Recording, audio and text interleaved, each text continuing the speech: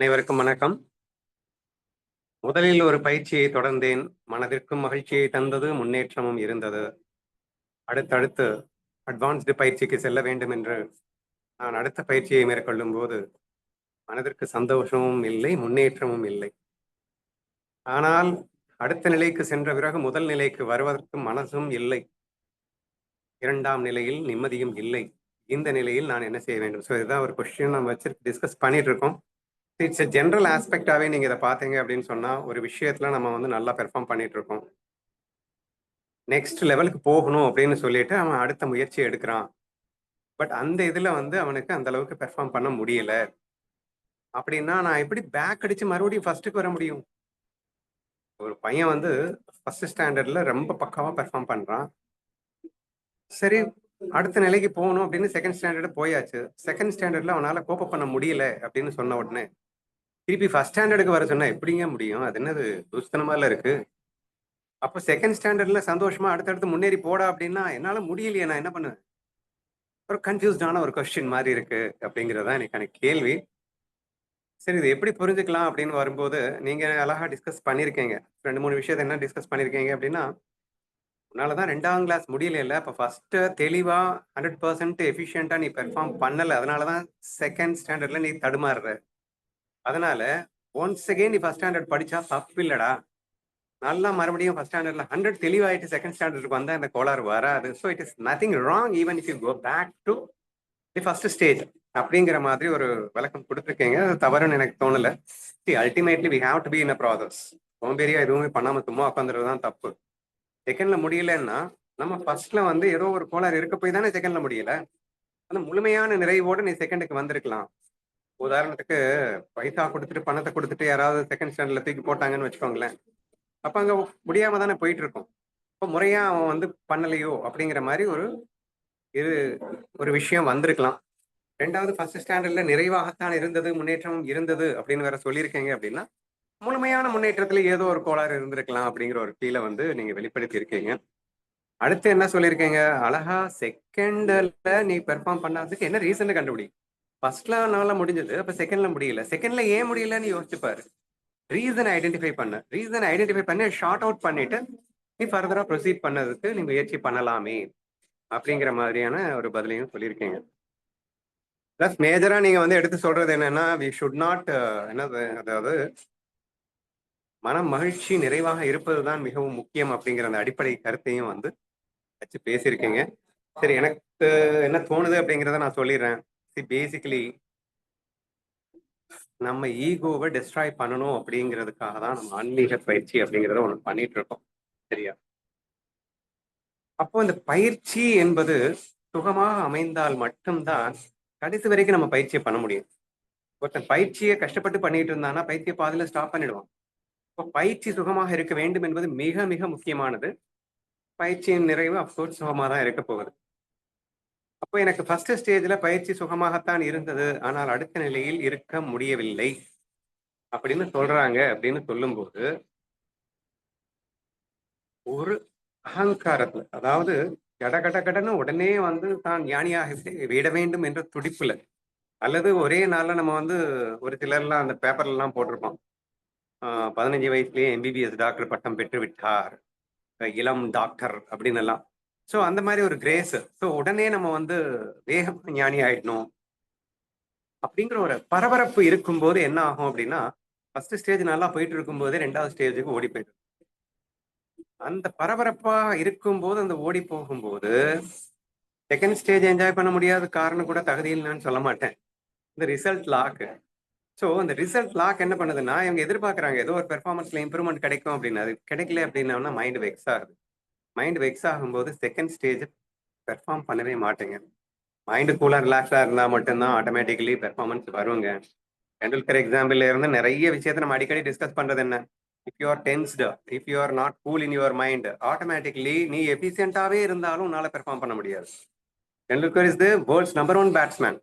98க்கு அப்புறம் அவன் ஸ்ட்ரெஸ் ஆகும்போது ஆட்டோமேட்டிக்கலி இவனால முடியாம போயிடுது. ஏன் ஸ்ட்ரெஸ் ஆச்சு? ரிசல்ட் லாக்ல தானே ஸ்ட்ரெஸ் ஆச்சு. அந்த மாதிரி ஏதோ ரிசல்ட் லாக்கா இருந்திருக்க கூடுமோ என்பது எனது சந்தேகம். அதை நீங்க செக் பண்ணிக்கோங்க. சரியா? அப்போ அந்த ரிசல்ட் லாக் தான் ஆட்டோமேட்டிக்கா ஸ்ட்ரெஸ்ஸை கொடுக்கும். ரிசல்ட் லாக் இல்லைன்னா ஸ்ட்ரெஸ் ஏன் கொடுக்க போகுது? ஏங்க ஆல் இஸ் டேஸ்ட்னு சொல்லியிருக்கோம். அனைத்தையும் சுவைக்க வேண்டும்னு சொல்லியிருக்கோம். ரசிக்க வேண்டும்னு சொல்லியிருக்கோம். ஆனா இதெல்லாம் எப்போ முடியாம போகும்னு சொல்லியிருக்கோம்? ரிசல்ட் லாக் ஆகும்போது முடியாம போகும் அப்படின்னு சொல்லியிருக்கோம் இல்லையா? அப்போ ஃபர்ஸ்ட் ஸ்டேஜ்ல இவங்க பெர்ஃபார்ம் பண்ணியிருக்காங்க. ஏன்னா ரிசல்ட் கொஞ்சம் வேகமா கிடைச்சிருக்கலாம். அதனால ரிசல்ட் என்ஜாய் பண்ணிட்டே இவங்க பெர்ஃபார்ம் பண்ணிட்டாங்க. அதனால அவங்க பெருசா தெரியல. செகண்ட் ஸ்டேஜ்ல ரிசல்ட் கொஞ்சம் லேட் ஆயிருக்கலாம். உடனே வந்து ஆட்டோமேட்டிக்கா மனசு வெக்ஸ் ஆகுது. மனசு வெக்ஸ் ஆன உடனே ஆட்டோமேட்டிக்கா பெர்ஃபார்மன்ஸ் கம்மி ஆகுது. அப்ப ரிசல்ட் டிலே ஆகத்தான் செய்யும். ரிசல்ட் டிலே ஆக ஃபர்தரா பெர்ஃபார்மன்ஸ் கம்மியாகுது. அதனால உங்களுக்கு கன்ஃபியூஷன் வந்துருது. சரி, நீங்க சொன்ன மாதிரி அனதர் இந்த ஈகோ என்ன பண்ணுதுன்னா, ரிசல்ட் லாக்ன்றது ஒரு ஈகோ தானே. அந்த ஈகோ தோணுது பேசாம ஃபர்ஸ்ட் ஸ்டேஜ்லயே போய் பெர்ஃபார்ம் பண்ணலாமே, அங்க நல்லா தானே இருந்தது அப்படின்னு சொல்லிட்டு. எப்படி விடும்? நானே அசுர வேகத்துல வேகமா போய் முன்னேறணும்னு நினைச்சிட்டு இருக்கேன். 2ஆம் கிளாஸ் பாஸ் ஆன போயிட்டு 1ஆம் கிளாஸ் எடுத்துட்டு போய் பாஸ் ஆகணும். 1ஆம் கிளாஸ் பாஸ் ஆகணும்னு திருப்பி படிக்க சொன்னா முடியுமா அது? அதெல்லாம் என்ன முடியாது. அப்ப எகெயின் இங்கே மன மகிழ்ச்சிக்கு நீங்கள் முக்கியத்துவம் தரவில்லை. உங்களுடைய ரிசல்ட்டுக்கு முக்கியத்துவம் தந்திருக்கலாம். இதை வந்து நீங்க நல்லா என்ஷூர் பண்ணிக்கணும். ஏன்னா அப்படி இருந்தா மட்டும்தான் செகண்ட் ஸ்டேஜை நீங்க என்ஜாய் பண்ண முடியாம போகும் அப்படின்னு நினைக்கிறாங்க. என்னை பொறுத்த வரைக்கும் வாட் இஸ் யுவர் இயல்பு, இயல்பை பார்த்து அந்த இயல்புக்கு ஏற்றா போல் உங்களுடைய அந்த தகுதியை பார்த்து இயல்பை பார்த்து நீங்கள் அந்த பயிற்சியை மேற்கொள்ளுங்கள். சுதர்மானுஷ்டானத்தின் அடிப்படையில் பயிற்சியை மேற்கொள்ளுங்கள். Everything is okay. அப்படியே நீங்க பண்ணா கூட ரிசல்ட்டை லாக் இல்லாம பண்ணாதான் என்ஜாய் பண்ண முடியும். ஏன்னா சுதர்மானுஷ்டானத்தை பத்தி கண்ணன் எக்ஸ்பிளைன் பண்ணும்போது ரிப்பீட்டடா சொல்லுவான். சுதர்மானுஷ்டத்தை பண்ணிட்டாலே நீ ஞானி இல்லடா. உன் சுதர்மத்தை தேர்ந்தெடுத்து கரெக்டா பண்ணிட்டா ஞானி இல்ல. சுதர்மத்தை பண்ணும்போது ரிசல்ட்ல லாக் இல்லாம பண்ணணும். அந்த பாயிண்ட் அடிக்கடி வலியுறுத்தி கொண்டே இருப்பார் அப்படிங்கிற விஷயத்தையும் நீங்க சேர்ந்து புரிஞ்சுக்கணும். சரியா? அப்போ நீங்க ஞானத்துல நான் என்ன பயிற்சி பண்றது? எல்லாமே கடல் மாதிரி கண்ணன் வந்து 4 யோகத்தை தவிர இன்னும் நிறைய யோகங்கள், யோக முறைகள் இங்கே கற்றுக் கொடுக்கப்படுகிறது. பண்ணுங்க. எதுலயுமே ரிசல்ட் லாக் இல்லாம பண்ணீங்கன்னா ஆட்டோமேட்டிக்கா உங்களுக்கு எது இயல்பா வருதுன்னு அப்பதான் புரியும். எது இயல்புன்னே ரிசல்ட்ல லாக் இருந்தா புரியாதுங்க. ஒருத்தன் வந்து கேட்கறான் +2 முடிச்சுட்டு அல்லது இன்ஜினியரிங் செலக்ட் பண்ணுவா, டாக்டர் செலக்ட் பண்ணுவா, அதை செலக்ட் பண்ணுவா, இதை செலக்ட் பண்ணுவா. என்ன பேசிஸ்ல செலக்ட் பண்றான்? ரிசல்ட் மையமா வச்சு செலக்ட் பண்றான். இதெல்லாம் வந்து கோடீஸ்வரன் ஆவேன். இதை மட்டும்தான் மையமா வச்சு அவன் யோசிக்கிறானே தவிர தன்னால சந்தோஷமா அந்த இடத்துல இருக்க முடியுமான்றதை சிந்திக்கிறதே இல்லை. அப்புறம் எங்க இருந்து அவனுக்கு பெர்ஃபார்மன்ஸும் கிடைக்கும், சந்தோஷமும் கிடைக்கும்? ஒண்ணுமே கிடைக்காதுதான். பேசிக்கலி ரிசல்ட் தூக்கி குப்பையில போட்டு நான் சந்தோஷமா இருக்கிறதுக்கு என்ன பண்ணணும்னு தான் நம்ம யோசிக்கணும். அப்ப ஆன்மீக பயிற்சி ஆகட்டும். ஆன்மீக பயிற்சி நான் ஞானி ஆறேனோ ஞானி ஆகலையோ அதை பத்தி எனக்கு கவலை இல்லை. ஆனா கோல் வந்து ஞானி ஆறதுன்னு முடிவு பண்ணிட்டோம். ஆனா அதுக்கு என்ன மாதிரி பயிற்சி எனக்கு சந்தோஷத்தை கொடுக்கும்? எனக்கு சந்தோஷத்தை கொடுக்கக்கூடிய அந்த பயிற்சியை நான் செய்து கொண்டே இருக்க வேண்டும். ஏன்னா அதுவே ரிசல்ட் தானே.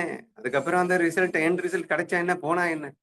சந்தோஷத்தை பறி கொடுத்து விட்டு ரிசல்ட்டே அச்சீவ் பண்ணாலும் பிரயோஜனம் இல்லைங்கிறாங்க. ஃபர்ஸ்ட் ஸ்டேஜ்ல நீங்க வந்து ரிசல்ட் அச்சீவ் பண்ணிட்டீங்கன்னு ஒரு பெருமையில் இருக்க வேண்டாம். சந்தோஷத்தை பறி கொடுத்துட்டீங்கனாலே அவுட்டு தான். இப்ப நிறைய பேர் வந்து கோடிக்கணக்கில் சம்பாதிச்சுட்டு நான் நல்லா இருக்கேன்னு நினைச்சுக்கிறாங்க. பணம் இருக்குன்றத மனத்தை தேத்திக்கிறாங்க. மனதுக்குள்ள அலபாஞ்சிட்டு இருக்கு, மறுபடியும் ஆசையில தவிச்சுக்கிட்டு இருக்கு, மறுபடியும் என்னென்னமோ பண்ணிட்டு இருக்கு. ஆனாலும் ஒரு சாட்டிஸ்பாக்சன், நம்ம கிட்ட கோடிக்கணக்கில் பணம் இருக்குல்ல. That is not actually the பிளிஸ்ஸுங்க. ஒரு மண்ணு இல்லாமலும் ஒருத்தன் ஹாப்பியா ஒருத்தன் இருக்க முடிஞ்சா அது இஸ் தி ரியல் ஹாப்பினஸ். அந்த ரியல் ஹாப்பினஸை நோக்கி நீங்க போயிட்டு இருக்கும்போது ஹாப்பியா தானே போகணும். அது ஏன் கஷ்டப்பட்டு போகணும்? ஏங்க இன்னும் 10 ஜென்மம் கழிச்சு கூட போவோங்க. ஆனா சந்தோஷமா போகணுங்க. போற பாதை சந்தோஷமா இருந்துட்டாலே நம்ம இலக்கு அச்சீவ் பண்ண மாதிரி தானே.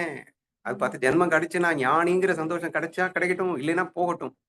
இந்த ஒரு புரிதல் இருந்ததுன்னா லைஃப்ல கன்ஃபியூஷனே வராது. ஒரே ஒரு சின்ன கதையோட நான் சொல்லி முடிக்கிறேன். ஒருத்தர் தவம் பண்றாராம். அவர் வந்து கஷ்டப்பட்டு தவம் பண்ணிட்டு இருக்காரு. அவர்கிட்ட நாரதர் சொல்றாரு, இன்னொரு 3 ஜென்மம் உனக்கு இருக்குடா அப்படின்னு. 3 ஜென்மமா அப்படின்னு சொல்லிட்டு மறுபடியும் தவத்துல உட்காந்துடுறாரு. இன்னொருத்தன் வந்து ஒரு மரத்துல அடியில கூத்தாடிட்டு இருக்கான். அவர்கிட்ட நாரதர் சொல்றாரு, கண்ணா இந்த புளிய மரத்துக்கு கீழே நீ கூத்தாடிட்டு இருக்க. புளிய மரத்து இலைகள் எத்தனை இருக்கும்? ஏன்னா புளிய மரத்து இலை எக்கச்சக்கமா இருக்கும், கணக்கிலே இல்ல, சொல்ல முடியாது. எத்தனை இலை இருக்கோ அத்தனை ஜென்மம் உனக்கு இருக்குடா அப்படின்னு சொல்றாரு. இருந்துட்டு போட்டோம் அப்படின்னு சொல்லிட்டு டான்ஸ் ஆடிட்டு இருந்தான். அல்டிமேட்லி நான் சந்தோஷமா வாழ ஆரம்பிச்சிட்டேன். என் கண்ணனை நினைத்து பக்தியில் நான் சந்தோஷமா வாழ ஆரம்பிச்சிட்டேன். எனக்கு முக்தி இத்தனை 1000 ஜென்மம் கிடைச்சா என்ன, இப்ப கிடைச்சா எனக்கு என்னடா. So this is the important feel அப்படின்னு சொல்ல வரேன். நீங்க செய்கின்ற செயலிலே ஆனந்தம் இருக்க வேண்டும். அந்த ஆனந்தத்தோடு நீங்கள் செய்கின்ற செயல் கண்டிப்பாக உங்களுக்கு இலக்கையும் தரும். ஆனால் அதை பற்றி கவலையே உங்களுக்கு இருக்காது. பேசிக் கர்மயோகா தான் சொல்லிட்டு இருக்கேன். கடமையை செய், பலனை எதிர்பாராதே. அப்ப பலனை எதிர்பார்க்காமல் கடமையை செல்லும் போதுதான் அந்த கடமை ஆனந்தமாக இருக்கும். எது என் இயல்பானது என்று புரியும். இதை தவிர இதை பண்ணாமா, இதை பெட்டரா இருக்குமா, இது எல்லாமே ஆட்டோமேட்டிக் ப்ராசஸ்ங்க. ஃபர்ஸ்ட் இந்த லா ஆட்டோமேட்டிக்கா இந்த கொஸ்டினுக்கு உண்டான விடை கிடைக்கும் என்பதுதான் எனது பதில்.